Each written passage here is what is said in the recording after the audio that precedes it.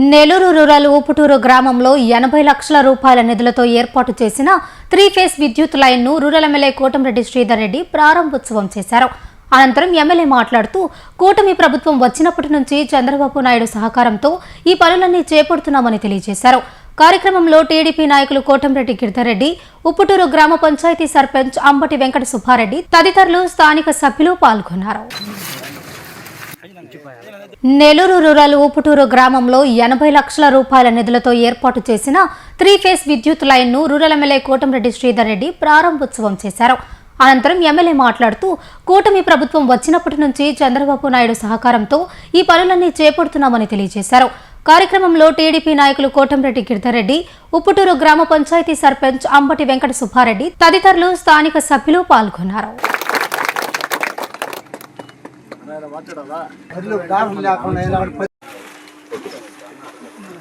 ఉప్పుటూరు గ్రామంలో 3-ఫేస్ కరెంటు సమస్యలు లేకుండా చేసేదానికి చంద్రన్న విరుగుల పేరుతో తెలుగుదేశం పార్టీ కూటమి అధికారంలోకి వచ్చిన తర్వాత ఏ విధంగానైతే నెల్లూరు రూరల్ నియోజకవర్గంలో ఎక్కడెక్కడైతే 3-ఫేస్ కరెంట్ లేవో అక్కడలా కూడా 3-ఫేస్ కరెంట్ ఏర్పాటు చేశాం. ఈ రోజు ఉప్పుటూరు గ్రామంలో అది పూర్తి చేసి పనులు ప్రారంభోత్సవం.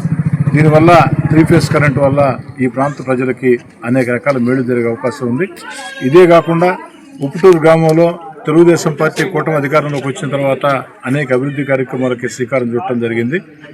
ఇంకా కూడా రాబోయే రోజుల్లో ఈ ప్రాంత ప్రజల అభ్యర్థనలు మొత్తం కూడా పరిశీలించి వాటన్నిటి మీద కూడా ఎప్పుడైతే నిధులు విడుదలవుతాయో అప్పుడల్లా కూడా ప్రతిసారి కూడా ఉప్పుటూరు గ్రామానికి ఒక ప్రత్యేక ప్రాధాన్యత ఇస్తామని చెప్పని కూడా తెలియజేసుకుంటూ ఉప్పుటూరు గ్రామస్తులందరినీ కూడా నేను కోరుతూ ఉన్నా.